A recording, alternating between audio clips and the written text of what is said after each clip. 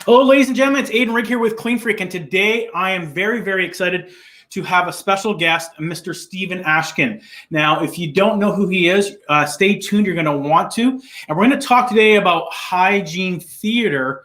As intriguing as that sounds, we're going to do a deep dive into exactly what that is. So you're not going to want to miss this. Stay tuned.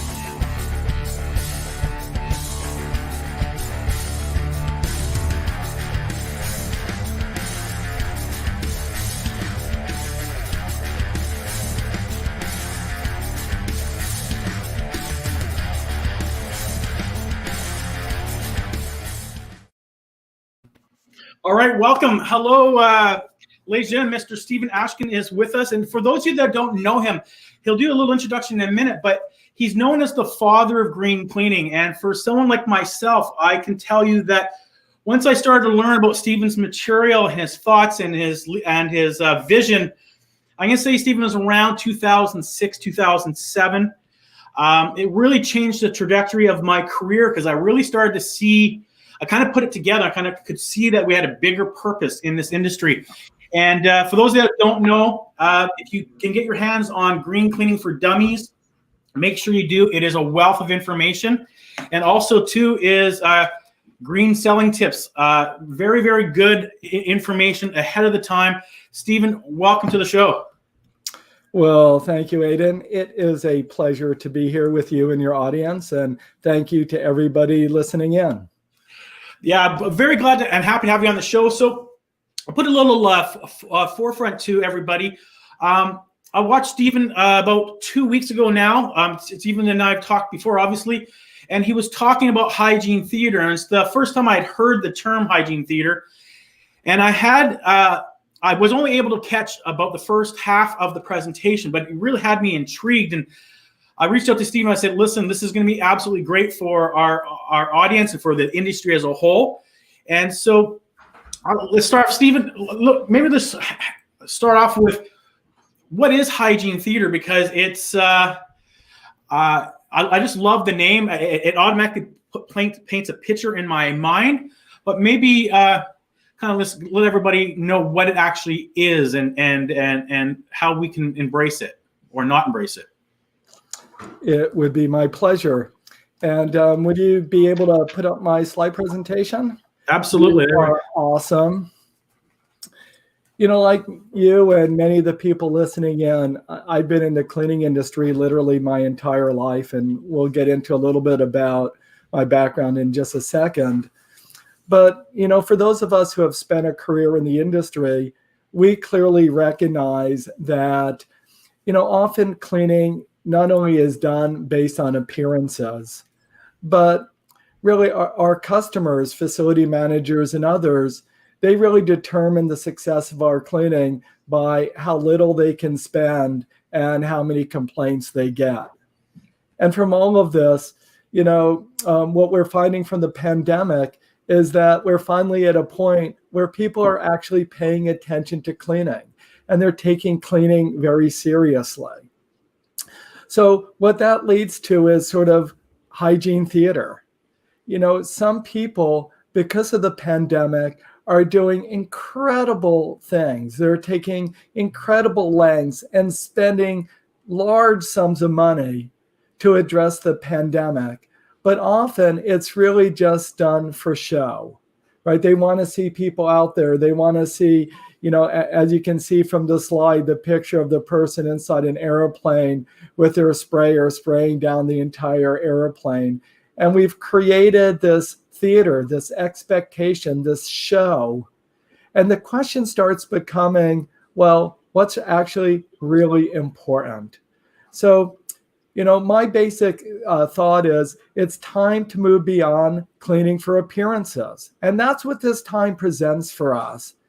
And rather than theater, rather than appearances, this is a time for us to really focus on what truly protects health and how to think about, once the pandemic is beyond us, what really is the future of the cleaning industry. Not only what do we want to learn, but what do we want our customers to understand about the value and purpose of cleaning? So that's what this presentation is about. Happy to get into lots of detail. And Adon, at any point throughout the discussion, please interject, interrupt, ask questions. You have an enormous amount of expertise on this, and let's make it as valuable as possible for those of your listeners. No, I love that. And you're right. You talk about theater, and there's different perspectives, and I just put myself in the perspective of an end user, if you will. And this is an actual situation that happened. I was at the grocery store. It was about 2 weeks ago. And I saw an older gentleman, healthy-looking older gentleman. He had his mask on, and he went to grab a cart at the grocery store, and he grabbed a disinfectant. And I'm not exaggerating when I say he sprayed it maybe 25, 30 times. And there was this mist just of it. And I put myself in his spot for a second. I thought, I know what he's doing. He's afraid. He's worried. But then I saw all this atomization. And I just thought, geez, like, I get what they're doing, but there's also a really negative what's going on as well, right? Like that's just one example. I see it all the time. And I see people embracing the industry, worried about hygiene, worried about sanitation. But then there's the flip side of the positive to the negative is there's a lot of overconsumption going. And I think I understand what you mean when you say hygiene theater. That's with some companies doing it to show that they're doing it. But there's also the aspect of just end user or lay people using these products and misinformed. And somebody needs to, hopefully us, the industry, start speaking out and saying, hey, like, whoa, let's be safe, but let's be smart in doing it as well. That's exactly what this discussion is about. And I want to share some things to make sure that we understand how to really help our clients, how to be really smart about it, what takeaways we want. And frankly, if you'll allow me at the end, I just want to share some thoughts with your audience that I hope are inspiring and uplifting at the same time. Absolutely. Yeah, no, we have no time limit here. We try to keep it within a time period, but as long as there's something to talk about and stuff, there's no rules here. So let's do as we feel the need to get the message across. Well, let's see what we can do to keep it at 30 minutes, since I know everyone is busy and I want to be respectful of their time as well. And candidly, if they find a lot of interest in this, Adon, I'm more than happy to do more of these programs for you. Good point. And so I just to reemphasize, I saw half this, about a quarter of Stephen's presentation a few weeks ago when he was doing something with Rochester Midland. And it just gravitated to me, and I had some previous appointments that I couldn't get out of, so I couldn't watch it all. But the message is important right now. I mean, the industry is being elevated, and I didn't think I'd see it in. I didn't think I'd see it. I don't know if in my lifetime where it's being elevated and people are talking about PPE and washing hands and sanitizing and it's part of everyone's focus on a daily basis. But in that positive, there's also some potential negatives. So let's just talk a little bit. For those that don't know you, Stephen, I'll just give a bit of a background. I was with a major manufacturer as a salesperson for Western Canada, and they brought us into the head office, and this is about 2007, and Steve Ashkin was there. I didn't know who you were. And that 3 days, it was about sustainability and green. And I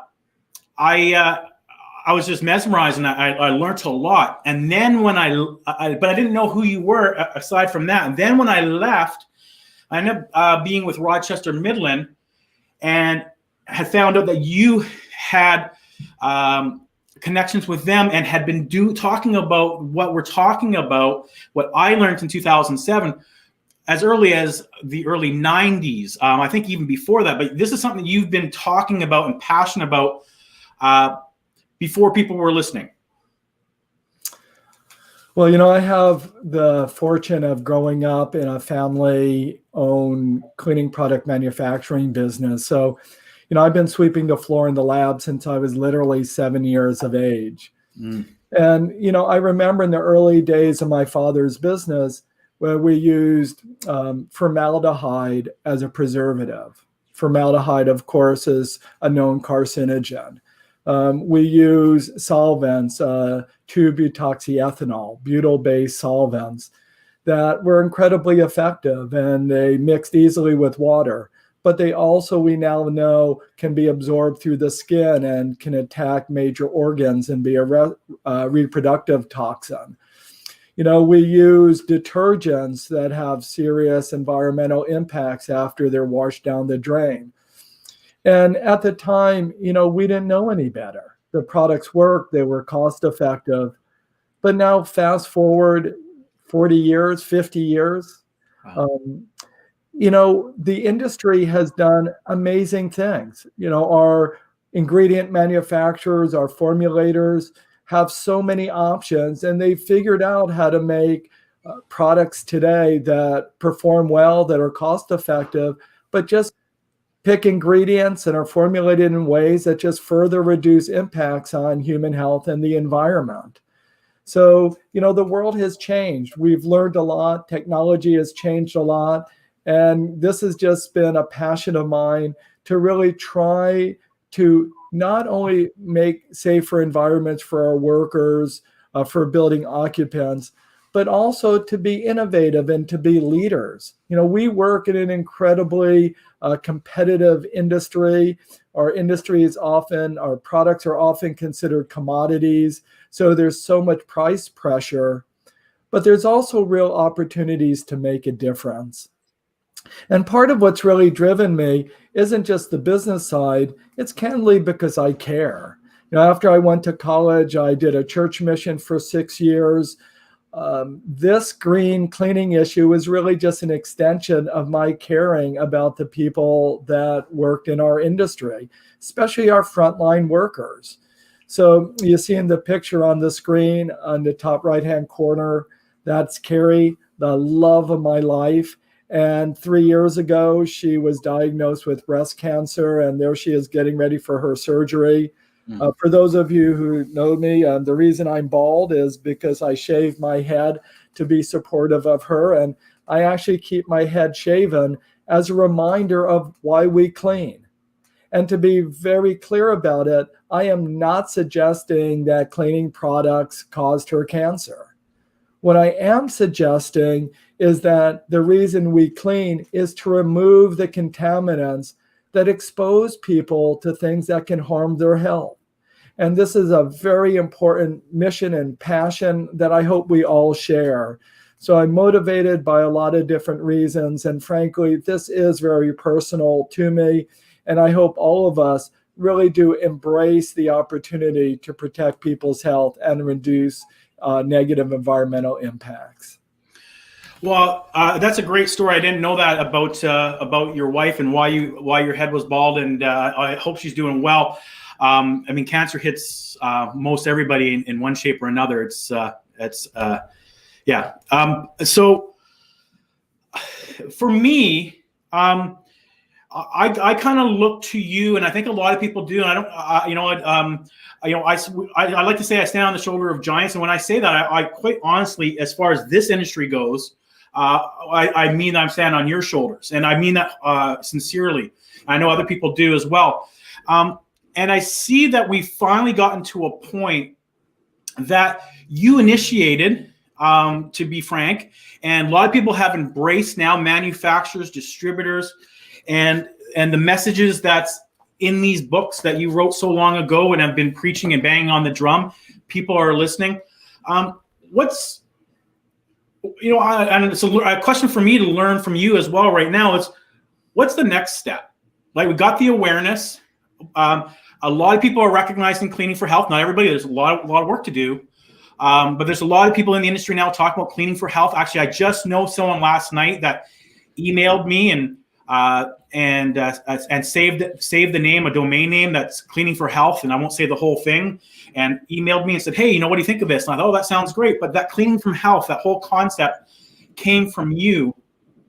What's the next step for us as an industry? What can we do at this time to not take to not step back when this is all over and go back to what it was, but to actually have a say in the industry and be recognized for the value that we bring, which is ultimately health?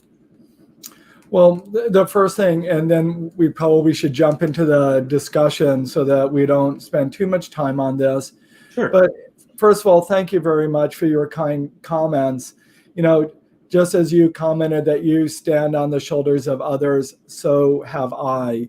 The cleaning for health concept is really not one that I came up with. These are things that I learned from my mentors, people that influenced me early in my career, such as Dr. Michael Berry, Dave Frank, who's a consultant in our industry, the folks from Pro Team who were one of the early people about promoting cleaning for health. So there's a lot of people who have really worked on this. What I'm really proud of is how we have taken such a concept and used it to transform the marketplace. Because it's not enough for just as an industry for us to want to do something. At some point, we have to get our customers to want to do it as well. And as part of that, I've done some interesting things. I'm a founding member of the U.S. Green Building Council. I served on their national board of directors, and I worked on developing the LEED rating systems, especially LEED for existing buildings. And I literally am the person who wrote the cleaning credits in LEED, and more recently wrote the new pilot credit specific to cleaning and disinfecting for COVID-19, which we'll talk about a little bit in the presentation. Okay. But the thing that I'm most proud of is the change that we've driven and how market transformation really takes place. There's that saying that goes, if you build a better mousetrap, the world will beat a path to your door. Well, yeah. I have to say from my experience, that's nonsense. That's a fairy tale. If we really want change to happen, we have to work really hard to make it happen. Yeah. And so as an industry, and Ken Lee, personally, I've had the pleasure of working with folks like the U.S. Green Building Council, the Green Sports Alliance, the Healthy Schools Campaign, Practice Green Health, working with the White House, working with EPA, working with states in Washington and Massachusetts and California and on and on. And it's really been a collective effort over the last 30 years that results in the green cleaning movement and opportunities for us to really continue to grow our industry and to do more to protect health and reduce environmental impacts.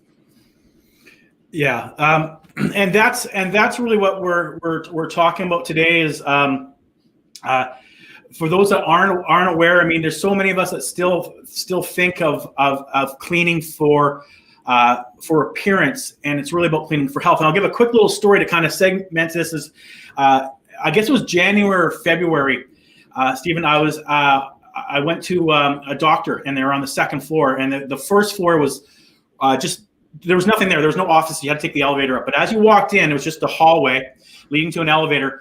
And it just had a huge, like an offensive smell of pine. And people could look back in it, but I did a LinkedIn Live, and I talked about cleaning for health and not cleaning for appearance and smell, and how the smell affected me and stuff. And I literally stopped the live, was done, and a lady walked into the building. She smells, she goes, "Oh, I wish my house smelled like this." And it would just hit home of how much more work we still have to do. Because I'm sitting there doing a live literally 20 seconds before about how we don't need that smell. But the end user, right, the customer walking in, and she loved it. She wanted her house to smell like that because it meant it smelled clean, so therefore it was clean to her. I think probably we've all experienced that. And, these are some of the challenges that we face. But of course, in some respects, what you're discussing is, the proverbial tip of the iceberg. You're just talking about the fragrance, pine fragrance, or the smell of bleach or the smell of flowers. What is clean, what does fresh smell like? Which should be nothing, right? Air should smell clean. It should smell like nothing. And so this leads into our discussion about hygiene theater. And this was, the concept was introduced to me by Derek Thompson, a writer for the Atlantic magazine. And he was writing about an observation that he had in New York City when the city was shutting down its subway system. And every night they were totally scrubbing every square inch of their subway cars and literally spending tens of millions of dollars doing it. And what Thompson was really concerned about, and what he was writing about, was, were we taking these limited resources away from more important goals? Right? We had this show. We could be on the nightly news showing people scrubbing everything and using sprayers to spray everything down. And, but was that really making a difference in terms of protecting people's health? Or again, was it just about the theater? And part of what I want to convey in this discussion is that, frankly, we're going to end up having to address both, right? This isn't an either or. This isn't that we should forget about making people feel comfortable that we're doing the cleaning. We should just forget about the theater. We can be invisible and people should trust us. This is about doing the right thing and gaining and earning their trust. And that's what I'd like to share with the audience today.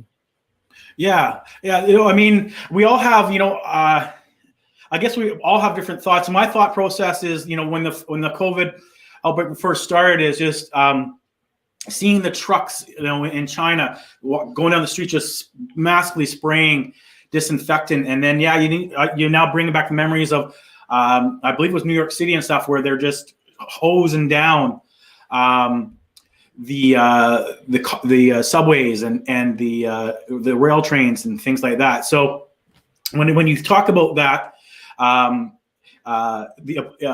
that's what comes to mind for me. And of course, we're professionals. This is our industry.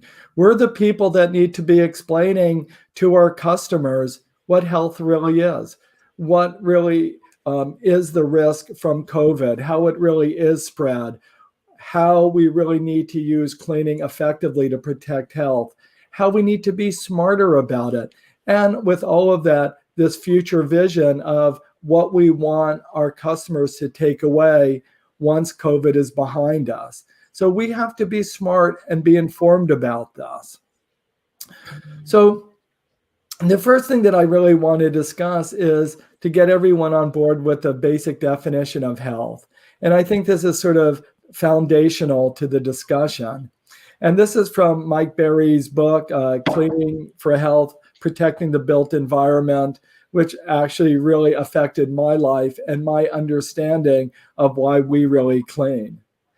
And in Mike's book, he talks about health as the state of complete physical, mental, and social well-being, and not merely the absence of disease or infirmity.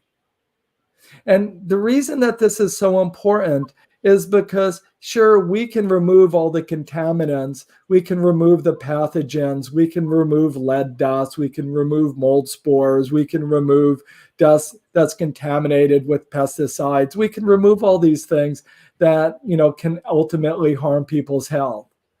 But what Mike Berry really helped me understand, and what I'd like for all of you to understand, is that there really is this mental and social well-being aspects that we have to address if a facility manager, if a customer really wants us to address their occupants, to make their occupants feel that the building is safe. We have to address the theater. We have to address their expectations, what they need to see, what they need to believe. And that's all part of it. We just have to be smart about what it is we're doing. And how do you think? Because I've kind of batched this around my head many times, and I don't know the answer. How do you take? Well, let me give you an example. There'll be a lot of times maybe I'm in a restaurant, and it's happened many times in my career. I'll be with somebody, I'm in a restaurant, and I start to sniffle, right? And someone says, "No, you're getting a cold." I'm like, "No," and then I leave that restaurant. Half an hour later, I feel fine again. And it wasn't until learning from you and other people in the industry, realizing that there was something that was in that building that was affecting my health. Could have been residue in the carpet, could have been residue could have been someone's underarm deodorant. There's many different things, but the restaurant wants us, the customers, to think the place is clean, and so they want to have these air fresheners going off, and they want to have these things, and there's a total disconnect because the average person doesn't associate cleaning with health. Once you say it to them, you can see the light bulb go off. They go, "Oh my goodness!" But there's that disconnect. There's that cleaning for appearance versus cleaning for health, and I don't know how do we. What can we do? What are we doing? What can we do better? I mean, we've come a long way. What can we do better? I guess is my question. I think the first thing is we just have to be smarter. Sure, we know how to do floor care, and we know how to do carpet care, and we know how to do bathrooms. We know how to do these things. But we have to really sort of understand sort of how the whole thing fits together, and also recognize the fact that some people are just more sensitive than others. Mm-hmm. And that some of these issues we just have to figure out how to address. And at some point, and hopefully that's in the near future, we're going to go beyond just sort of the subjective belief that something is clean and start looking at more objective ways of measuring cleanliness, testing if the buildings are safe, really fundamentally understanding and addressing what the issues are. But these turn out to be incredibly complex issues. A short story that I'd like to share with you is one of the first indoor air quality sick building projects I worked on. Remember that term, sick building syndrome? Yeah. During the 90s, it was really common. It was like the big thing. And I worked at EPA's Region 2 headquarters in New York City. And I remember having a meeting with their public health officer who came in wearing his Navy uniform. He was a captain in the public health service. And he was talking about all the indoor air quality testing he was doing. And there was also a woman occupant there. And I thought literally the two of them were going to get into a fist fight. Literally. Because he was telling her that there's no problem in the building and showing her all the data. And she was absolutely convinced that the building was making her sick. And they were going to literally have a fist fight. And so we ended up doing all this testing in the building and looking at the building. And what my ultimate conclusion was that the woman really was getting sick or having allergic reactions every time she came to the building, which went away when she went home. Mm. And what we finally figured out what the cause was this woman turned out to be, and it doesn't matter whether it was a man or a woman. In this case, it just happened to be a woman, but she was very allergic to cats. Yeah, I know. And it just happened that the people who worked in the next cubicles to her had a lot of cats in their home. And so when they would come in, with, the cat dander all over their jackets and their clothing and would sit at the desk next to them, the woman would have allergic reactions to it. It had nothing to do with the cleaning in the building. It had nothing to do with being a sick building. It had everything to do with the individual, sensitivities of this person and what we needed to do to try to accommodate her to create the most productive and healthy environment for everybody. And so we ended up just having to do some shampooing of the area and cleaning the cubicles and what have you, and actually move her away from the people who had the cats, and we solved the problem.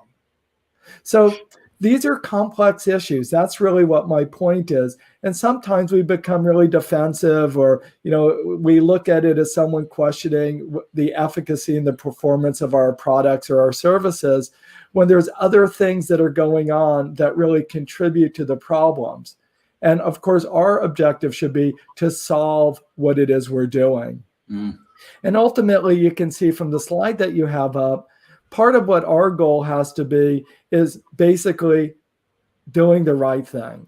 If we want people to really have confidence in us, then, we have to have a good plan. And we have to make sure everyone, from the frontline janitors to the supervisors, to the facility managers, and the occupants, there's product distributors, everyone who touches cleaning, be on the same page and make sure they all understand the role that they play and that they execute really well. That if we want our occupants to be confident in us, it really does simply mean doing the right things and doing it the right thing consistently. We have to use the right products. We have to use the products correctly. We have to make sure that we're using them on the right surfaces. We hear a lot now about high-touch surfaces. Are we really cleaning the right things? Mm-hmm. And are we using the right solutions on the right surfaces?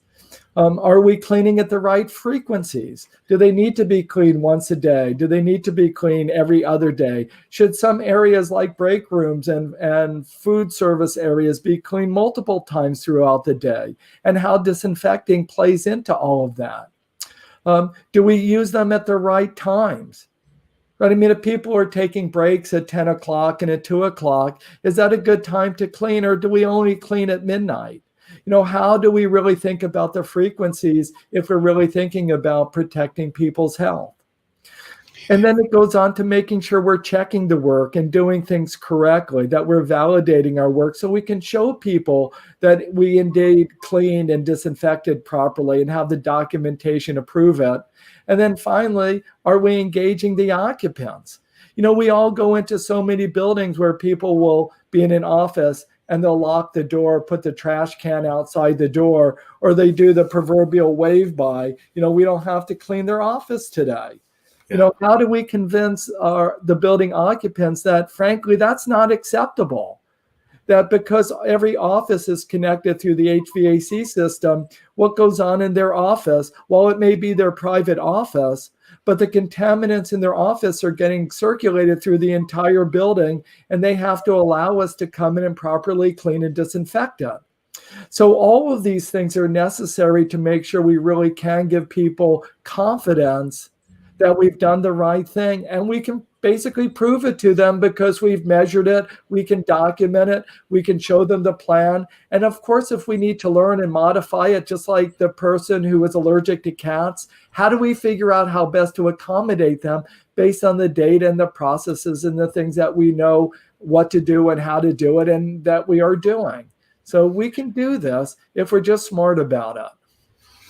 And so if someone that's listening to this, maybe they're a small cleaning company, what can they do? Like we're talking about change, and change is hard, and we're talking about having processes in place, and we're talking about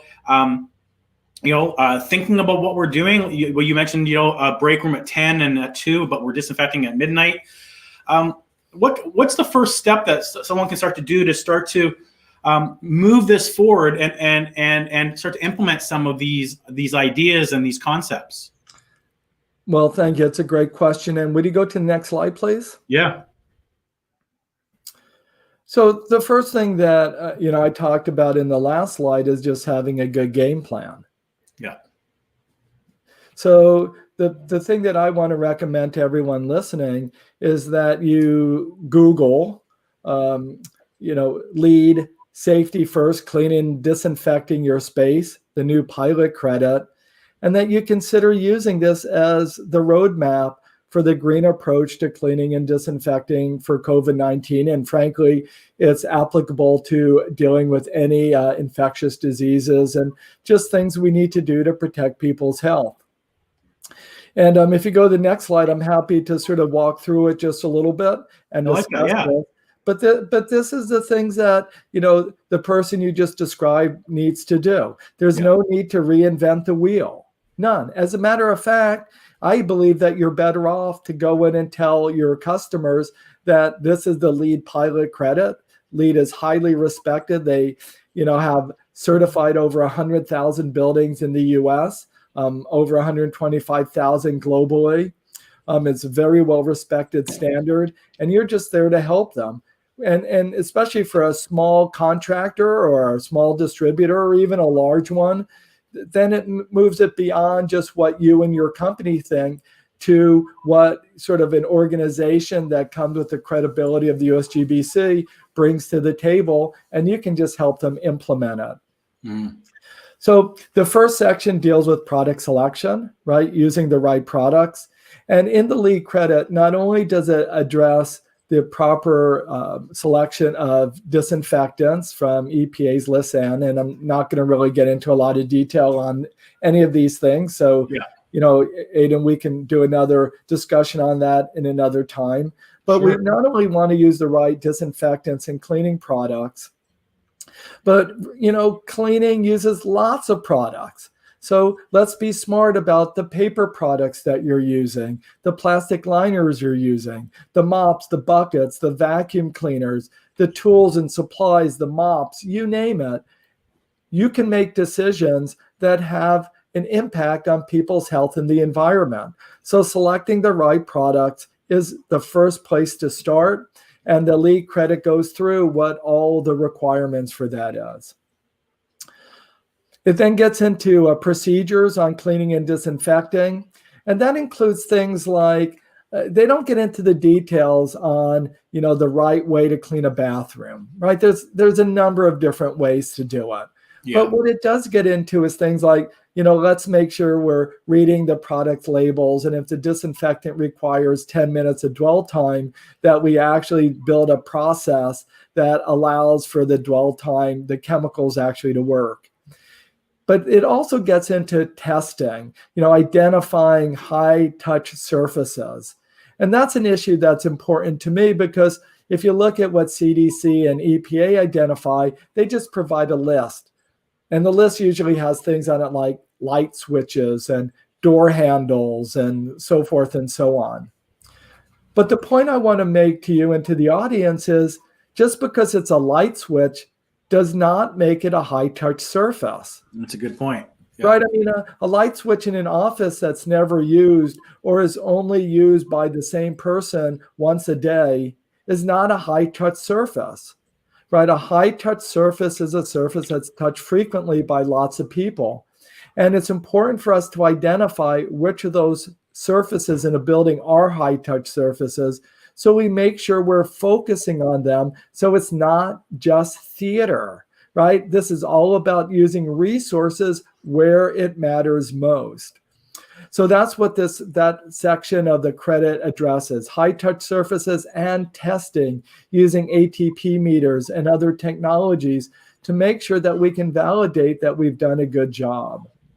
Yeah, we just had last week we had Heidi Wilcox on, and she was going over using the ATP meter and the before and after, and there's some really incredible numbers that in reduction that you really wouldn't know unless you were using technology like that to actually recognize that you really are, removing them through the processes and through the products, but through the processes that she was using in her tests. And you made me think of that when you said ATP there. I think that one of the lessons that the industry and our customers will take away from COVID is the need to do testing. These devices have become reasonably inexpensive. You can buy the device for $2,500 to $3,000. The swabs run around $2 each, and that they give results almost instantaneously. So it's something that companies should get a hold of. They should learn how to use them, and they should be smart about it.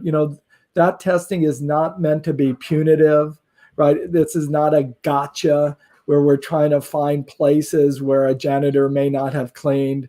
this really is about protecting health and focusing on surfaces that really make a difference to make sure we really are doing the right thing and we have the data to really back it up.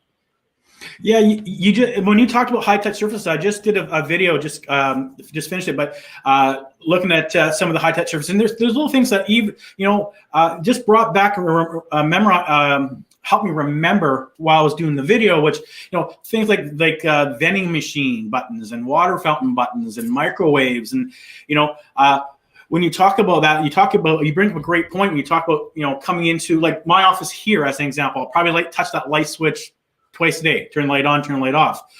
But a microwave in the break room, if there's people having breaks throughout the day, a multi-employee facility, that thing could be being touched, thousands of times a day, hundreds of times a day. So that would be more of a high touch as opposed to the light switch in my office. But we don't always think of that. We just think of wherever the hand touches. So you bring up a good point about just because it's touch doesn't mean it's a high touch surface. And break rooms is one of my favorite points that I think about. I have to give a shout out to Dr. Chuck Gerba, who does a lot of research with ASU University. Really has done thorough testing, and frankly, break rooms is one of the biggest problem areas in an office building, in a school. Lots of people use it. They're often suggest that the occupants clean up after themselves, which basically they don't do. And they certainly aren't not only cleaning, they are not cleaning the microwave controls. They're certainly not cleaning the back of the handles. They don't do that. So this is where we really can, pass pathogens on between people and things that we have to start learning and thinking about. Yeah, absolutely. And look at your last slide there. And that's one of the things that training of the cleaning personnel and occupant education. And those are two things that I think as an industry, we can all do better with. Because so many of us just, they go and clean a facility, but we don't really articulate to the building owner what's happening. They only just, reacting if there's a complaint. But educating them on why they're doing what they're doing and why they're maybe not cleaning the light switch every day, but they're doing this and allocating that time. I think it's something that we could do a lot better at. And this is exactly the point of the Hygiene Theater. Yeah. This is why I talked about the definition of health, because we have to be able to address the things that really are important. Right? People need to know that we clean and disinfect or sanitize that break room. They want to actually know that. Yeah. But we don't want to spend time cleaning and disinfecting that light switch in your office 3 times a day when you only touch the light switch yourself twice a day. Yeah. So this is where we need, as professionals, to move beyond the theater, recognizing that we have to clean for health and we have to address properly what the occupants' expectations and needs are so that we can give them confidence that the buildings are safe. Yeah, I mean, I remember our last conversation or one of our conversations not too long ago, you made me think, and I think we were talking and I just automatically assumed that elevator buttons, as an example, would be a high touch surface, and it is. But as you pointed out, in most facilities, it is between 7 and 8 a.m. and 4 and 5 p.m., and maybe 12 and 1, but not between 10 and 11. So, or whatever it is. So you really made me think when you talked about it. I was like, okay, yeah, that's right. I mean, I was even associating, wherever it's touch, it's high touch. But if we go with that mentality, there's only so many hours in a day. So we really have to break it down. It's okay. What is the best area to be cleaned and disinfected at this particular time of the day based on the environment of that building and its occupants, not the building down the street, because every building, industry, or what have you has different needs and different clientele. Precisely. Yeah. And when you told me that a few weeks ago in our conversation, a light bulb went off on that as well. I was like, okay, I got that. So I thank you for that, because it was something that I just kind of always thought of all high touch surfaces as equal. But yeah, no, one building is different than the other based on whether they're an industrial account or a hospital or whatever it might be. Well, and often we treat them all as being equal because that's how our scope of work is written. And, we basically sort of slog our way through it. And, we just want to check the box that we did everything we were assigned to do. And we really don't think the level of detail about what's really important. Yeah. No, I recognize that, and you've actually helped me think of some things that maybe I could help do. Another topic for another day, to help with that. Might bring my son involved when he finishes computer science. There we go. Hey, before we do this, can I just go through the last couple of comments about the lead credit? Yeah, of course. So we talked about product selection. We talked about procedures. Because obviously procedures are dependent upon the products that we're using. Once we figure out the products and the procedures, we have to protect the cleaning people themselves, both from in terms of the right personal protective equipment and also ergonomic related issues. And I hope that ergonomics is one of the things that we'll think about in terms of protecting our workers. It is the number one reason why we have lost work days among our frontline workers.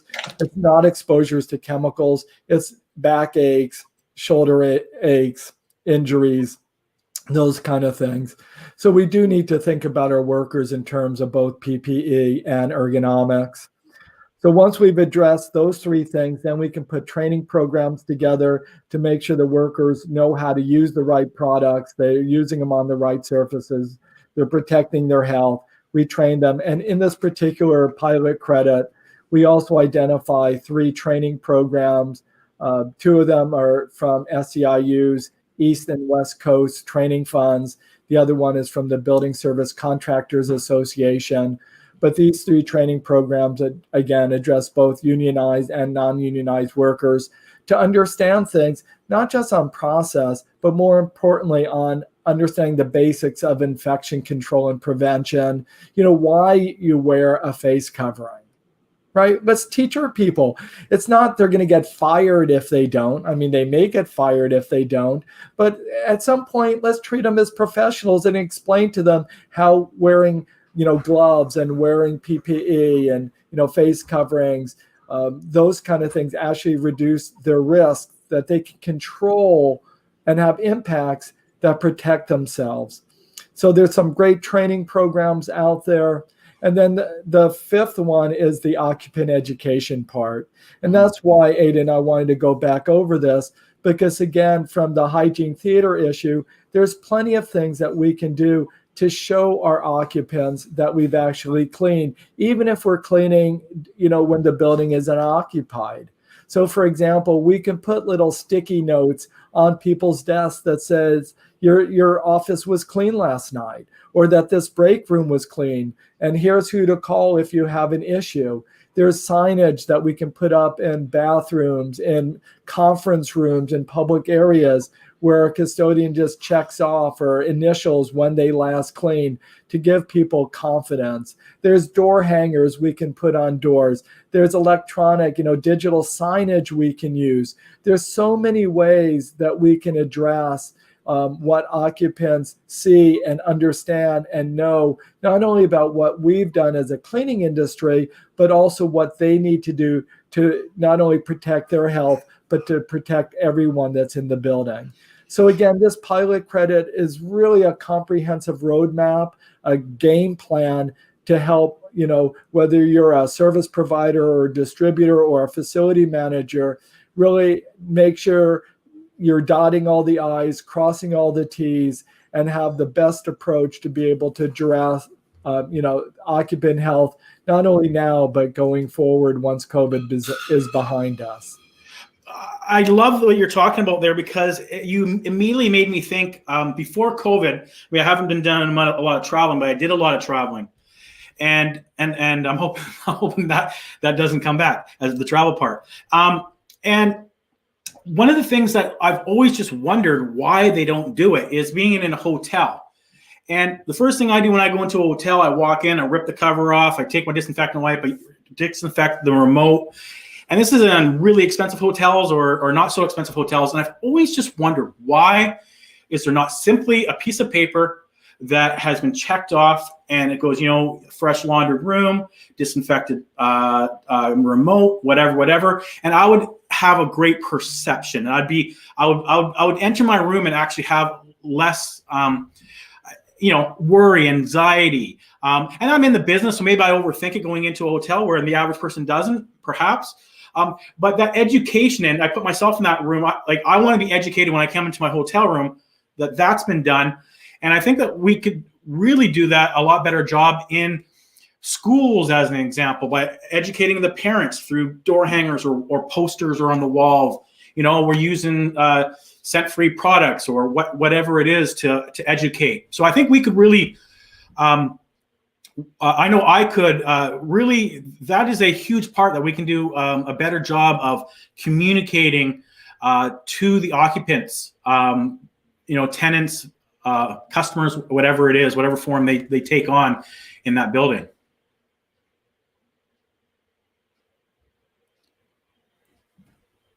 Did I lose you? I totally agree. And I think that there's a lot of things we can educate people about. For example, one of my beefs is about hand washing. Personally, Adon, I am so sick and tired of treating people like they're 5 years old. I am sick and tired of telling people you wash your hands by singing happy birthday 2 times. Come on, that's how we treat 5-year-olds. I mean, what's wrong with us? We need to start explaining to people about properly and thoroughly washing their hands.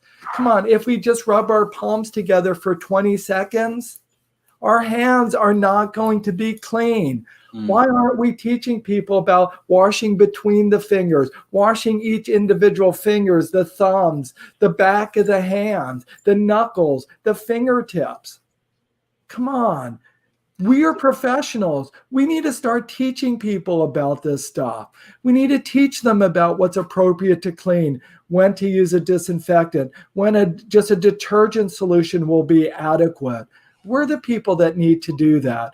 We're the people that need to teach them about what makes for a high performance, high quality vacuum cleaner. There's so many things we should be teaching people, and I hope that this is the future of our industry. And I assure you, this is what the leaders are going to do. Not just the order takers, not just the people that tell their customers, yes, sir, we'll do whatever you want as long as you're paying us for it. Yeah. But people who want to be leaders, who really are experts, who can bring some expertise, some solutions to the table. Let us tell people, no, that's just all show. Let's not waste money over here. Let's do the things over here that really protect people's health. So that's where I'm hoping that all of this will go. Well, and I hope it does too, because I mean, just personally, which kind of brings back to me learning from you and the idea of cleaning for health and all that. Had I not learned this, I can almost guarantee I wouldn't be in the industry, because I was sick and tired of putting on more glass cleaner on more shelves and knocking out the person and they had glass cleaner they were never going to use, and just put more crap on more shelves is what my job was. And by learning this stuff, it gave me a greater sense of purpose. It gave me, I realized that, hey, I could actually make a very positive impact in the world, to that person, to that building. And I'm still in the industry, and I thank you for that. And I thank the men and women that have led the way as well. But that's what we're talking about, right? Talking about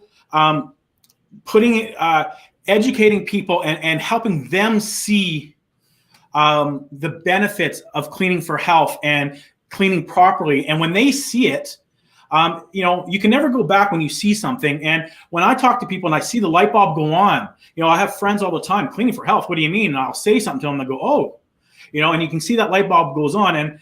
And if we all do a better job of trying to educate where we can, people will listen, because it's an easy thing to get, cleaning for health, right? It's just something that we don't naturally associate.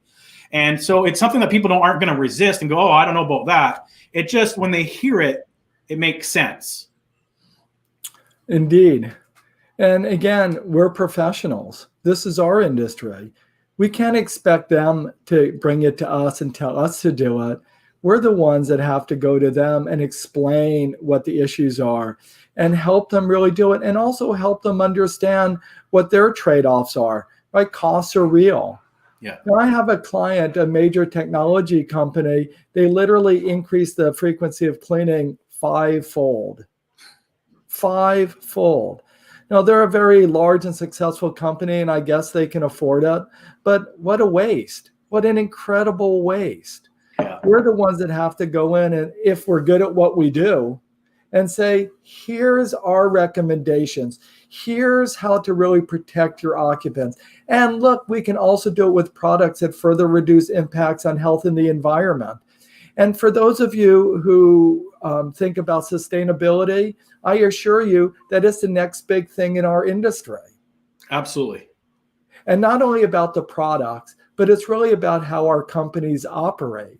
This is where we're going, and we need to differentiate ourselves from our competition. And this is one great place to be able to do it, to do green cleaning related issues, to think about what sustainability really means. And Adon, we can have another presentation on sustainability. You know, I see people and companies marketing sustainable products, and I scratch my head and think, man, these people don't have a clue what they're really talking about, right? They're just having marketing people that are slapping the label sustainable where green used to be, where other words used to be. And in terms of sustainability, they have no clue. They're doing no testing. They have no data. They don't understand what the requirements are from the major reporting systems.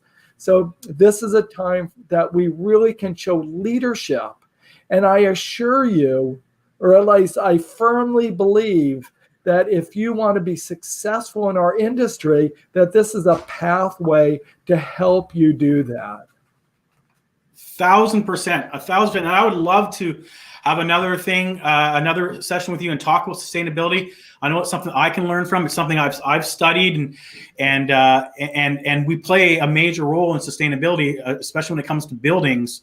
And it's something that I would look forward to, and I definitely would. I think the industry could do a better job of promoting it as well.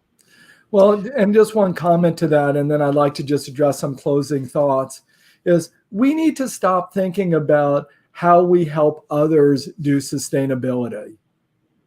We need to do it in our own companies. This isn't about, we're going to help our clients be more sustainable. This is about what we do. Yeah. And it's not just about the product and how they're made, how they're distributed. This is about how we treat our people. That's what makes sustainability so different from just green cleaning. This is about how we run our businesses. This is about how we pay our people. This is about how we train them and treat them.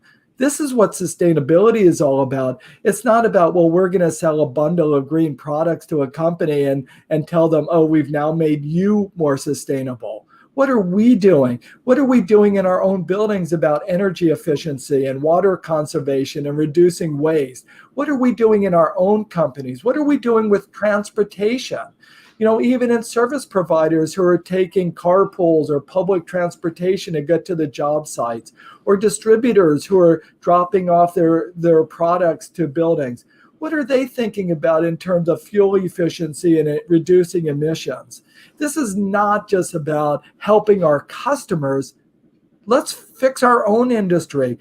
And many of those improvements will also save us money as well. So this is clearly the future, but we got to get our arms around this and understand what sustainability really means and how to be real leaders on that subject. Absolutely. I love it. And I'd love to do another show down the road on what sustainability really means for the cleaning industry. I think that would be a huge benefit, but absolutely agree with you with companies walking the walk, right? So instead of saying, "Hey, let's do sustainability," but they're sustainable in themselves as well. So it's a road that is inevitable. It's something that we need to keep on talking about. And it's coming. It's coming. Yeah, there's no question about that for sure. And quite frankly, I tell a lot of my customers and a lot of the content I create for them and all that is based around sustainability and green and that. And at first they're like, well, you're not talking about my products. Like, no, I'm not. I'm talking about the benefits of using your products effectively or properly, and trying to, advocate that. You talked about vacuums and all those things, electricity, water consumption. Companies that recognize, cleaning companies that recognize that it starts with them and the products they use and the procedures they use, then they can then take that and pay it forward. And it's a huge differentiator in the marketplace, right? It's a blue ocean in the cleaning industry for sure at this moment in time. I think that is true. So if I can, for a few closing thoughts. Absolutely.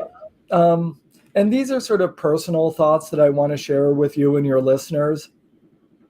Can you go back to the slide? I'm sorry. Yeah. The first thing that I want to really emphasize is, or at least encourage, is to look at the new LEED pilot credit and use it as your green game plan for COVID-19 and infection control. It really is a comprehensive program, and it makes it easy. As I mentioned earlier, there is no need for you to reinvent the wheel. Beyond that, I really want to encourage us to make sure that we're doing the right thing, that we're executing consistently. Our disinfectants are highly effective against the SARS-CoV-2 virus, the virus that causes COVID-19. Disinfectants work incredibly effectively against that. But that's only if they're diluted properly, assuming they're concentrates, if they're applied properly, if they have the right contact or dwell time, if we're following the label directions, and if we're doing it consistently. Every play, just like in a sports game, in a football game, it's not good enough that the offensive lineman blocks well on every third play. They're going to block well every single play. Yeah. Right? And the other thing that I want to encourage people, and I hope you'll all hear this, is, you got to do it right every time. But the stars, the superstars, are the people who also make the unexpected play. Right? We expect you to do the right thing every time, but be looking for opportunities to help others, to be thinking, to be, do what's unexpected. I think that's the key to success and to greatness. So yes, we got to do the same thing and be consistent and get the job done and execute our role, but look for opportunities to do something great. I also want everyone to think ahead. COVID-19 is going to be behind us soon. And let's think about what it takes to build a winning culture, a culture of health, a culture of hygiene in our buildings. And that includes everyone, right? Not just from the supply and service side, but our facility managers and the building occupants. Mm-hmm. Adon, you mentioned schools and what we need to educate parents. How do we build that culture of hygiene? How do we get people to wash their hands thoroughly all the time? How do we get them to keep their desks neat and keep their papers and boxes off the floors so that we can dust and vacuum and clean?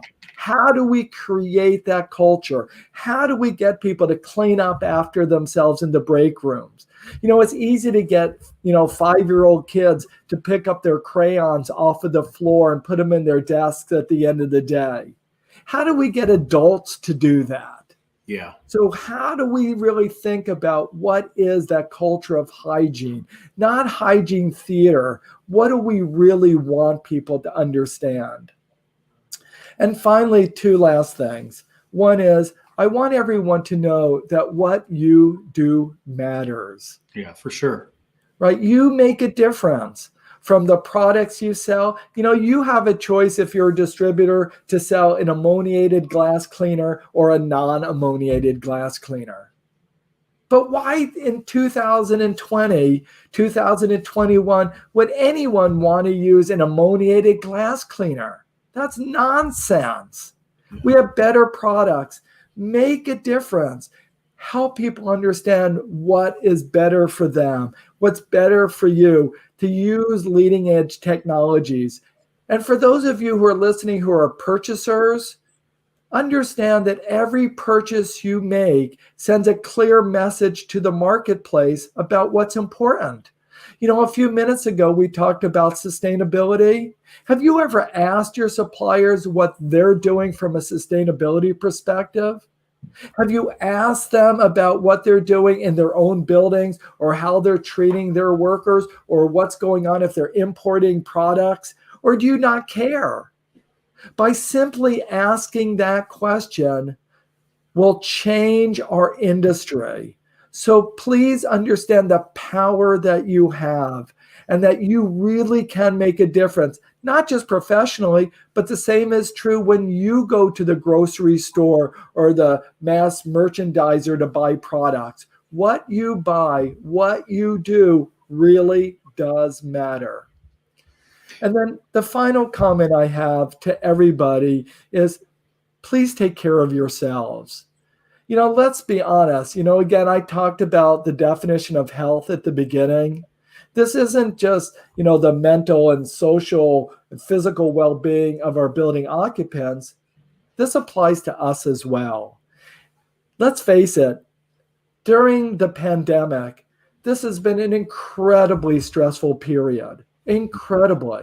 And, I don't want to be melodramatic, but the reality is, 265,000 people are dead from COVID-19.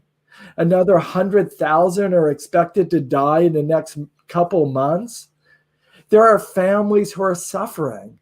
There are frontline workers, our janitors, our environmental service workers who are on the front lines every day dealing with this and then going home to their families. There are people who are unemployed, right, who are struggling to pay their bills and to feed their families. People are stressed out. So please take care of yourself. Make sure you're getting plenty of rest. Make sure you're taking a breath before you lash out at somebody or send a nasty email to somebody or a nasty tweet to somebody. Take that time. Watch what you're eating. Watch what you're drinking. Make sure you're exercising. Do the things to take care of yourself. And I think then we will have better outcomes. We will make more progress.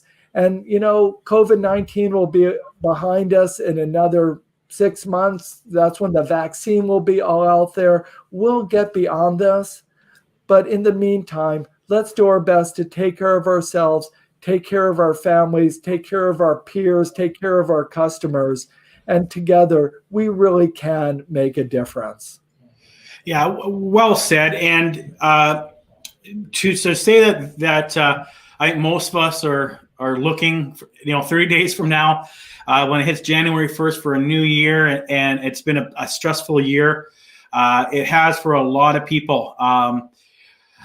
Everybody, even from the hairdresser I went to the other day, who's 60% of his business is cut because they're not allowed to touch the face and all that kind of stuff. And you could see the stress he had, and he still has to pay his rent and stuff like that. So it's been a tough year for everybody, and it's great advice.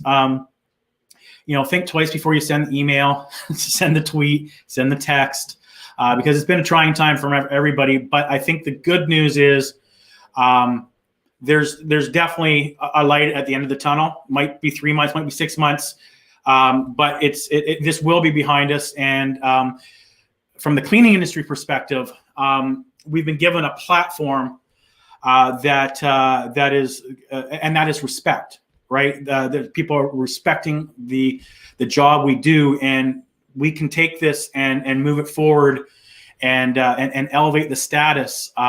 we can use this this nightmare as an opportunity to elevate the industry and to move it forward.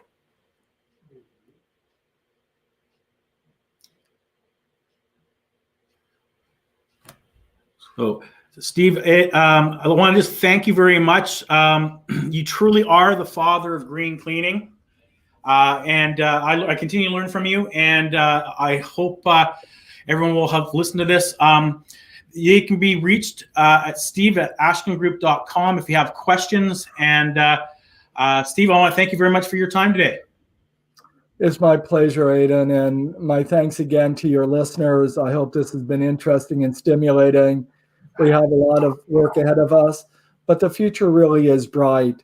I got to say, I love the industry. I love the people in it. And I really do hope that we end up with a great year and a bright future ahead for all of us.